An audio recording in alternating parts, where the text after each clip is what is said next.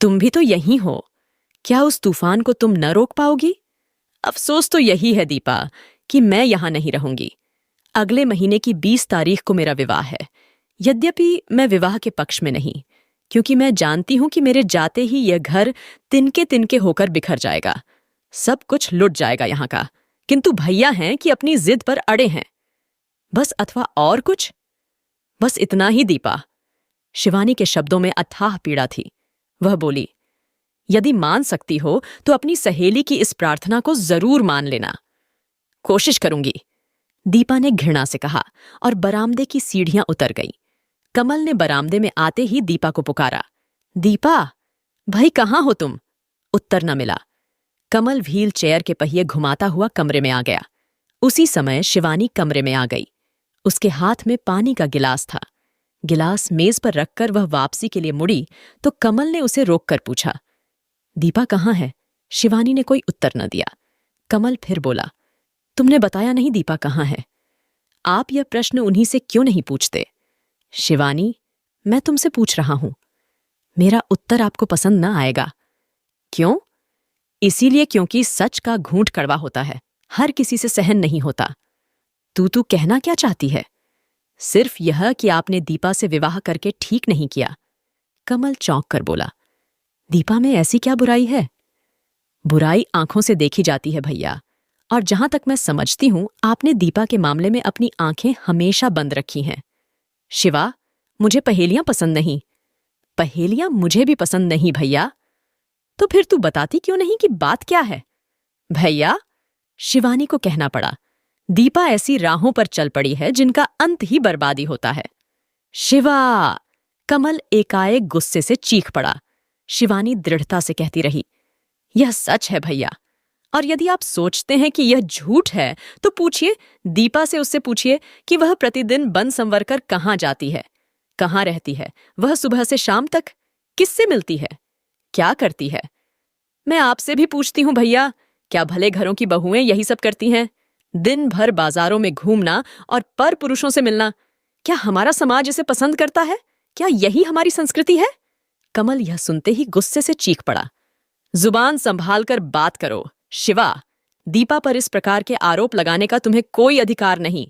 भैया। और कमल फिर बोला, यदि यह सब सच भी है तब भी तुम्हारा इन सब बातों से कोई संबंध नहीं।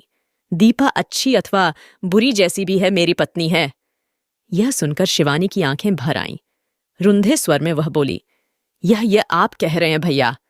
हाँ, और मैं यह भी कह रहा हूं कि भविष्य में तुम दीपा पर कोई इल्जाम न लगाओगी, और यदि ऐसा हुआ तो मैं समझेंगा कि इस घर की इज्जत को वह नहीं, तुम नीलाम कर रही हो। यह आपने ठीक कहा भैया, बिल्कुल ठीक कहा आपने। यकीन कीजिए, भविष्य में मैं कुछ भी न कहूंगी।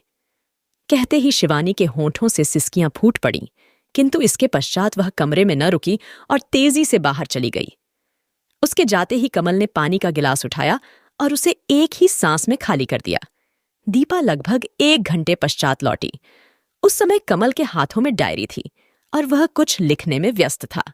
दीपा दबे पांव कमरे में आई और कमल पर पीछे से झुककर बोली, शायद कोई कविता लिख रहे हैं?